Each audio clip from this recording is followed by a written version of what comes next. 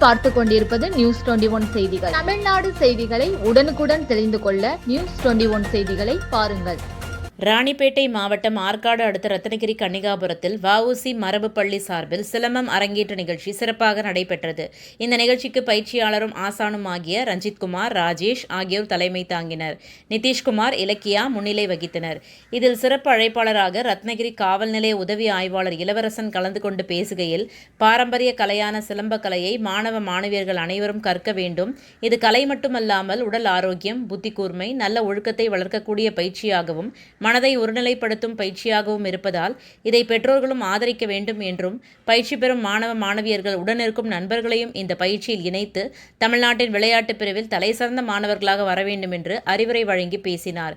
இதில் ஊர் நாட்டாண்மைதாரர், ஊர் பொதுமக்கள், இளைஞர்கள், பெற்றோர்கள் என ஏராளமானோர் கலந்து கொண்டனர்.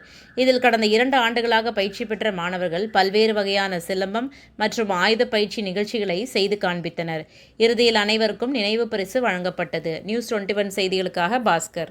ராணிப்பேட்டை மாவட்டம் ஆற்காடு பேருந்து நிலையத்தில் மாதந்தோறும் பௌர்ணமி அன்று அன்னதானம் வழங்கி வரும் Sri Jothilingeswarar சிவனடியா Seva public charitable trust பல்வேறு ஆன்மீக பணிகள், பள்ளி மாணவ மாணவிகளுக்கு உதவி செய்தல், மரம் நடுதல், இரத்த தான முகாம் நடத்துதல், மருத்துவ முகாம் நடத்துதல், துப்புரவு பணியாளர்களுக்கு நலத்திட்ட உதவிகள் வழங்குதல் போன்ற எண்ணற்ற பொது சேவை பணிகளை செய்து வருகின்றனர். இதில் உதவி செய்ய விருப்பமுள்ளவர்கள் தொடர்பு கொள்ளவும். நிறுவன தலைவர் ஜெய் மாருதி சரவணன், எண் 3, ராஜ முதலியார் தெரு, ஆற்காடு, ராணிப்பேட்டை மாவட்டம்.